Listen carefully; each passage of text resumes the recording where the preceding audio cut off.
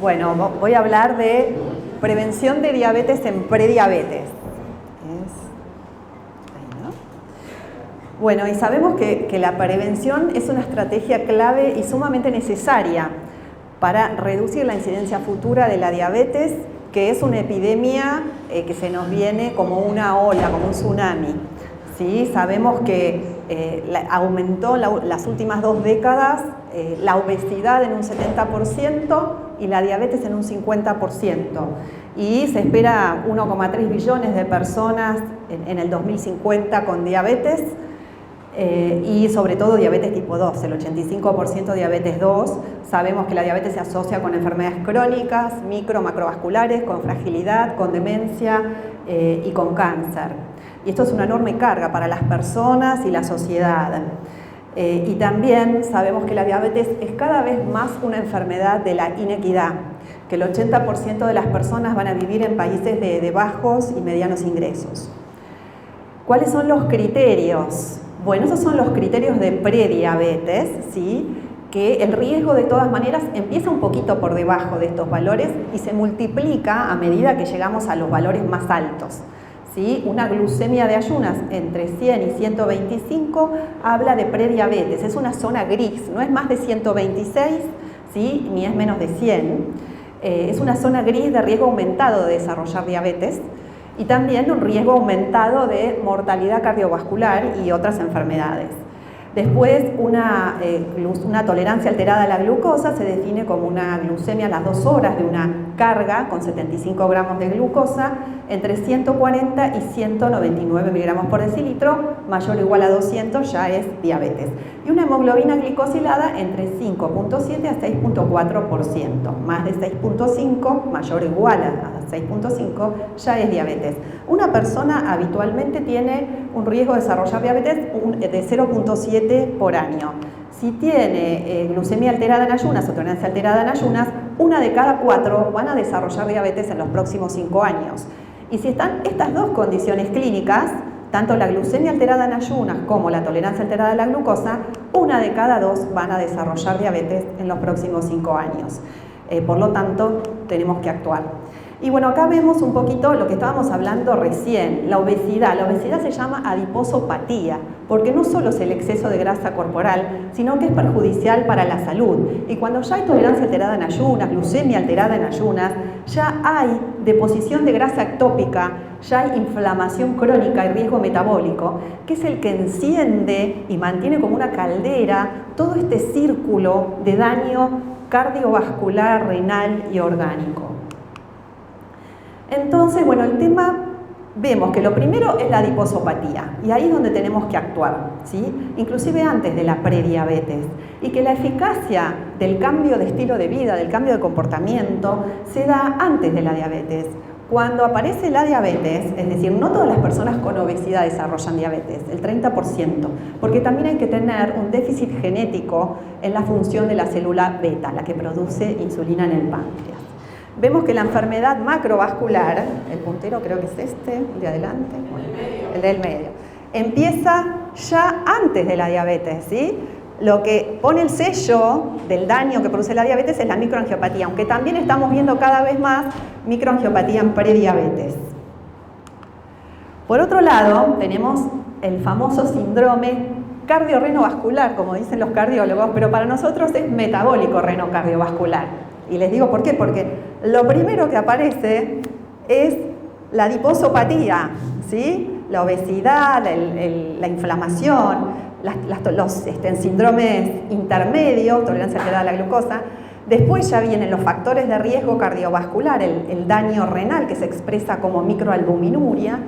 Luego viene la enfermedad cardiovascular subclínica, ¿sí? Y al final los eventos cardiovasculares y la mortalidad cardiovascular. Y bueno, ¿cuál es la importancia? ¿Cómo tenemos que prevenir la diabetes? Bien, con pérdida de peso, más de 7% del peso corporal, unos 7 kilos, no hay que perder 20 kilos, ¿sí? Hay que perder unos 7 kilos, un 7% del peso, y esto logra una gran remisión de la prediabetes, porque cuando estamos en un estadio intermedio podemos volver a metabolizar normalmente los azúcares.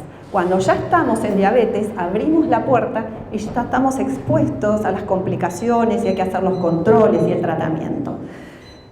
Si perdemos más peso, va a haber más remisión. ¿Por qué? Porque la pérdida de peso mejora la sensibilidad a la insulina. Entonces tenemos que, en las personas con prediabetes, perder más de un 7% del peso corporal. ¿Cuál es la recomendación de las guías? Bueno, a la persona con sobrepeso y obesidad y alto riesgo de diabetes, incluirla en un programa estructurado de cambio de estilo de vida para lograr este descenso de peso de al menos 7% con alimentación saludable, baja en calorías y al menos 150 minutos de actividad física de intensidad moderada por semana. ¿Cuáles son los programas de prevención de la diabetes que apoyan estas recomendaciones? Bueno, el programa norteamericano de prevención de la diabetes, el programa de prevención de la diabetes, que lo que probó fue la efectividad de una intervención en el estilo de vida versus intervención farmacológica con metformina por 3 años.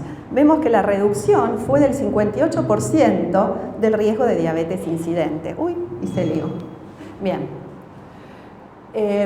También corrigió este programa de estilo de vida factores cardiometabólicos, inflamación, lípidos, hipertensión, y en el seguimiento, fíjense que siguió siendo muy efectivo, bajó 34% a 10 años el riesgo de diabetes, a 27% 15 años, y el factor más importante fue la pérdida de peso. Sin embargo, aquellos que no lograron el objetivo de descenso de peso, pero sí el objetivo de actividad física, también lograron reducir el riesgo de diabetes en un 44%.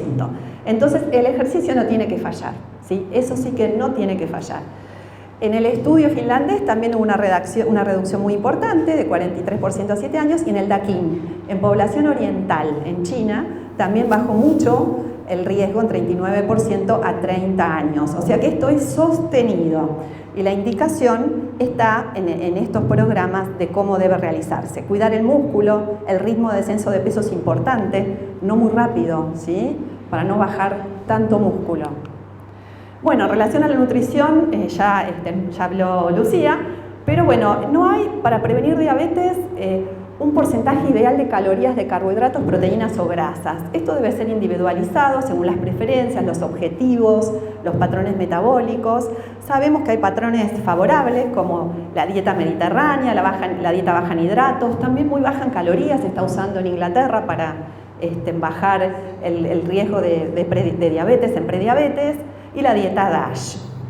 Y bueno, siempre poner énfasis en la calidad de los alimentos que vamos a seleccionar, sacando, estos sí son los no rotundos, los refinados y procesados. La intervención farmacológica. Bueno, ningún medicamento está aprobado para prevenir diabetes tipo 2, ¿sí? O sea, están aprobados para diabetes, pero no para prevenir. Sin embargo, hay medicamentos que han demostrado reducir la incidencia de diabetes en prediabetes, sobre todo, bueno, los relacionados con reducción de peso, Orlistat, acarbosa, liraglutide, semaglutide, y sabemos que cada kilo de peso que pierde una persona baja el riesgo de progresión a diabetes en 16%. Otro grupo de mucho riesgo es la mujer con antecedentes de diabetes gestacional. O sea, por cada 18% que aumenta el índice de masa corporal por encima del valor preconcepcional, aumenta el riesgo de diabetes. La metformina. La metformina se utiliza para prevención, estos son datos del estudio norteamericano de prevención, en personas que tienen mucho riesgo, que son las personas jóvenes, entre 25 a 59 años, con un índice de masa corporal mayor o igual a 35, esto refleja una obesidad grado 2 o moderada, con glucemias más altas dentro del rango de la prediabetes, mayores a 110, y glicosilada mayor a 6%. Las mujeres con diabetes gestacional tienen muchísimo riesgo. El gran desafío que implica un embarazo pone en evidencia la menor reserva pancreática que tienen estas mujeres. Entonces, tienen que saber que además de la recategorización luego del embarazo, porque el 80% remite, por lo menos cada 3 años tienen que hacerse una curva o un control, que esto muchas veces no lo hacen. Y bueno, si usamos metformina tenemos que considerar el déficit de B12, ¿sí? Especialmente si hay anemia polineuropatía, porque ya a los 4 o 5 años se suele ver un déficit de B12.